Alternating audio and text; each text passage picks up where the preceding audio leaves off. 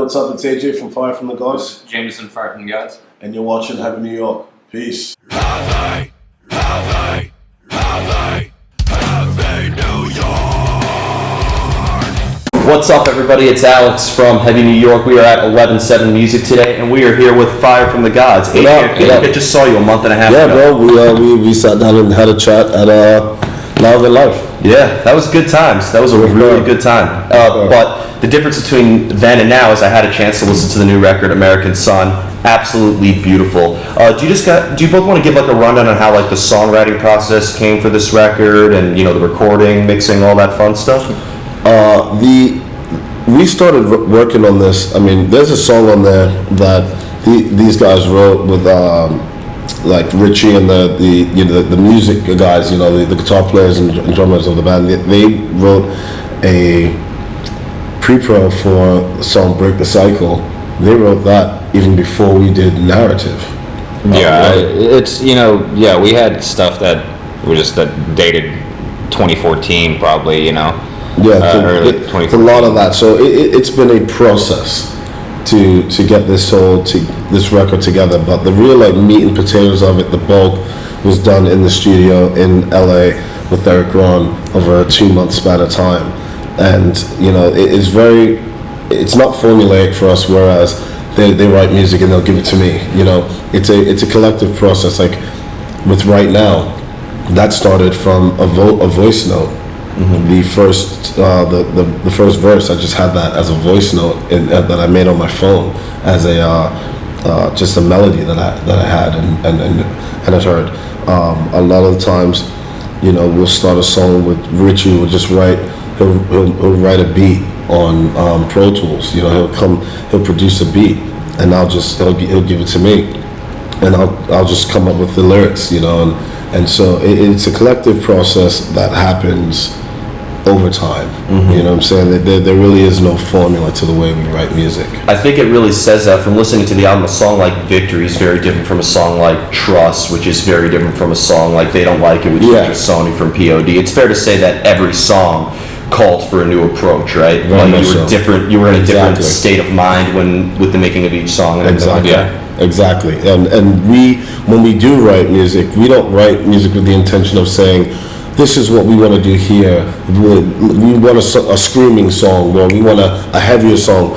If it's what the mood allows for. It's what the mood convinces. It's what the mood is set. The mood that is set when we're working on the song, and it's like, okay, this is what the song needs. You know what I'm saying? This is what we'll give the song. Mm-hmm. And it's like each song, it speaks to us, and if it invokes a certain emotion or it creates a certain mood, then that's what we'll just run with it and go with it.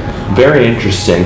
Do you have to put yourself in a certain mood in order to get inspired to start writing, or does inspiration, whether it's for vocals or for riffs or for rhythm or anything, just sometimes come out of nowhere? It's like it works both ways like that. I mean, and you can see it firsthand. Like one day I walked into the vocal booth to get something, and AJ will put himself in a mindset to where he had pictures. Yeah. He'll have you as a baby. Yeah, and family pictures and stuff like that, and so that and a lot of that too. It just comes from, like you said, with inspiration. It just basically said, "This is why I do this." A lot went into building me as a person, and I've gone through quite a bit in my life, and so I look at those things as those images, and it says to me, "This is why you have to continue doing this." And I'll be. And the vocal booth, the space that Eric Ron has, it's very conducive to writing music, and it really kind of, the lighting is just set just right. The air, it's made for writing music, and so a lot of emotions and a lot of moods you can go through, mood swings, so to speak, that really help in producing good music, and that's why he's done so well. Mm-hmm. When it comes to making the song, though, because sometimes songs aren't finished in a day, sometimes they aren't finished. When you start a song, do you have to be in that consistent state of mind or stay in that state of mind or emotion in order to like finish it, or does like it completely end up completely different sometimes than how you first started? Yeah, so for me, I mean, whenever I start something and then I fall out of that mood, I'll probably like not finish that. Honestly, that's when we get stuck with 40 to 50 untitled pre-pros for unfinished songs. So I read in an interview that Chino did from Deftones one time, and they were asking about the musical content and what the songs mean. And I had read something that he said that I go through different moods during a song. So a song will start out about one thing, and by the end of the song, it can be about something completely different.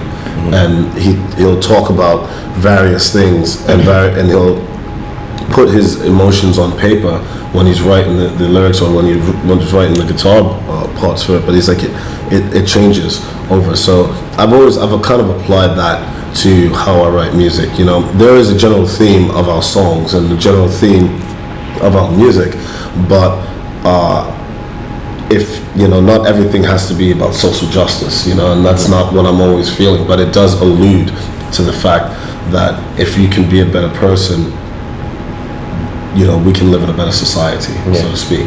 Are you trying to like maybe in a way, whether it's directly or indirectly, convey that message to the listener, or can a listener totally take it into their own interpretation? It really depends on the listener, but getting the feedback from doing the interviews today and talking to people that now have the record outside of the label and outside of our team, and seeing their reactions to it, then it's telling me that people are getting the message, and so you can form your own opinions, because I like that, and I want our music to be thought-provoking, and I want our music to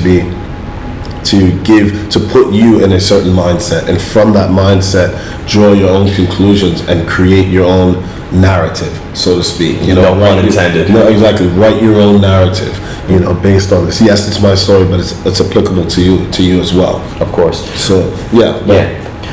One thing because being that the music has many different usages of like the voice, the music I would say is very experimental. Like I mentioned this at Louder Than Life, but like one thing that really caught my attention on the narrative record, to go from a song like End Transmission to a song like Excuse Me, a very melodic song, to a very groovy and heavy song. Do the instrumentals sometimes adjust too, depending on like the usages of the voice, or like if it's a slower song or a faster song or something like that? I mean, it honestly depends on like what type of vibe we're catching in the beginning of it. Like going from like In Transmission, like it could go from like, I think in the beginning of that, when we wanted to make it like some sort of like hip hop type of theme, remember? Exactly. And the more softer, the more ambient stuff we started putting in the verses and stuff like that, AJ would catch a different vibe off of it, and we just let turn him loose on it. And so, and which honestly opens up for those big choruses, Yeah, of course. So yeah, we'll lay it down hard on those. But going from In Transmission to Excuse Me, I love doing those things back to back live too. It just sets a whole different mood, man, and it just creates a different. I love metal bands, and I love seeing, like you were talking about Vartain earlier, like I love black metal bands, but sometimes I feel like, it doesn't evoke an emotion, there's a lot of like, sometimes it's kind of, and I guess it's because that's what they're trying to convey, that the music sometimes is a little soulless. And I'm not saying specifically Watain, I'm just saying, just certain black metal or certain types of bands in general that don't, not only black metal, but just certain metal bands, I think there's the human element is kind of lost a little bit. And I think what we want to convey is that, music should be emotional. It should evoke a certain emotion, and it should create a vibe. And that's what we want to do. And that's why we like to have in transmission, where we're like, we're floaty, we're up there, the crowd feels it, get off your feet, jump up and down, feel the energy, and then it transitions into something like Excuse Me. And on this record, I think we've done that, we fully exemplify that, and that message that we'll go from like They Don't Like It, which has like a kind of dancehall, reggae, Yeah. hip hop vibe, and then there's a song like "Fight the World," which has this like awesome metal riff to start to open up the song. It creates a different emotion, and it takes you on a trip. It takes you on a journey. Yeah, just the titles of the song in itself, like Victory, it sounds like a victorious thing, but you also have a track titled All My Heroes Are Dead, which, people could go into that thinking this is probably going to be a very melancholy song, but I think, you're one of those groups where you can't just judge the book by its title. They gotta have an open mind then. Yeah, exactly. Have an open mind when listening to Fire from the Gods, because we want you to think. I want you to feel and to understand that, narrative, the theme of narrative was a story. It was tough, and then it was gritty, it was raw. But with American Son, it's like, yes, you still go through those things and you still walk that path, but there's hope and there's light at the end of the tunnel. So that's why, like a song like Victory, like, yes, I see these mountains, but I'll make them move. I have to. You have to go from the light to the dark. The dark to the light, so to speak, and that's what American Son embodies. And it just, again, it's that message and it's that emotion that we want to invoke and create in the listener. One of the couple things that I always caught my attention was somebody like, oh, what I like about Fire from the Gods is like I can put on your record, and within 10, 12 minutes you're like, is this still the same band? Like it's almost like listening to like a radio station or something like that. So like I always like took that into consideration, like hearing stuff like that. Yeah, I think you guys, and one band you really reminded me of was like All That Remains. Like they have like a death metal song on one record, but then they have a ballad on the same album. Right. So I feel like you guys kind of have like a similar Killswitch does it, kind of the same thing.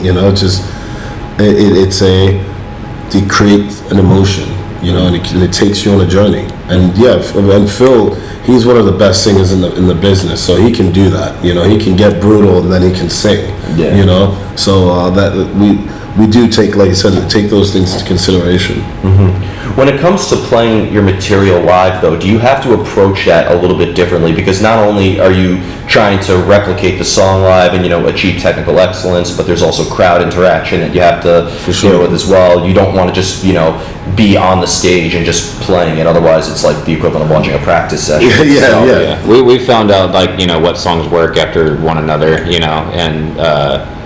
and once a lot of the stuff we don't really figure out until we do a couple shows live, and then we're like, okay, we need to move this around, or we'll take this one out. This song's not, they're just staring, they're not really into it, but they're obviously waiting for this next song. So we'll move stuff around, but it always takes us like one or two shows to kind of figure that out. Okay, so the first tour you go on, the first couple days have the sort of shit end of the stick. I wouldn't say that. The first show's always rough. Like we were talking, the first show's always rough, and I think that speaks for any band. Like there are some that are just, some guys that are been doing it for a while, and every show is consistent. But and again, because it's about the mood and the feeling, we'll do something a little different. And I've seen and learned that from Tool. Those guys, Maynard changes it up quite a bit, and it's like what he's feeling, what I'm saying, how he's feeling. And he might not say that, but I if you have seen Tool live, then you understand that that's what's happening. And we do that a lot too. It's about the emotion, it's about the message, it's about how we're feeling at the time. And again, the crowd, if the crowd interaction, as you said, is important. So if they're giving the energy back, if they're giving the energy that we're putting off, then we're in sync. And the whole thing, it goes from a show to an event, to it's a happening. There's something happening right now, Absolutely. And the final question I wanted to ask you is my favorite question. I think I may have asked you this a lot in my life, but I don't remember, so we'll just ask it again. I want you both to elaborate. How do you know when a song is done? Oh, yeah, you did. I'll let J-Mo finish. How do you know when a song is... Well, that's hard to say, because doing narrative, we thought everything's going to be done, but we'll go back a year later and just listening to it, we're like, damn, I could have done this, I could have done that. So is a song ever really done? I mean, they're going into thinking about it. We add shit to songs live. Yeah. Oh, yeah. We do that as well, and it'll be again, it'd be whoa, I was feeling that, because James was feeling a certain way, and he'll do a certain lick a little different. I'll be feeling a certain way. I'll sing something a little different, you know, and it's like, damn, I wish I'd done it on the record, but you know what? Again, it's about the emotion, and so a song's never really done because I think the crowd and their reaction completes it for us. That's a beautiful way of putting it. That was beautiful. Better. Yeah, I like how you use the song is never really done sort of thing, but then it's only a band, and like it's been appropriated so much now. So before we go, I want to thank you so much for your time today. Alex, Yeah, the new album's crazy. Album's coming out November 1st or 8th, I forgot. First. Next Friday. First. Awesome. Next Yeah, Friday. next Friday. So look forward to hearing it. You have a couple tours lined up, right? Yeah, just right now the only one that's announced is the one that starts on the 1st, which is with Five Finger and 3 Days Grace and Bad Wolves. Okay. Yeah. But I'd See you imagine out we'll be there. seeing you on the road quite a bit. Yes. Yeah. Oh yeah. We're gonna hit it hard in 2020. Awesome. Yeah, we're never going on. There you go. There you go. Thank you guys so much. Everybody, we are here with Fire from the Gods, American Sun, out November 1st via 11/7 Music. Pick that up. You will not regret it. This is Alex from Heavy New York. We'll see you next time. Peace.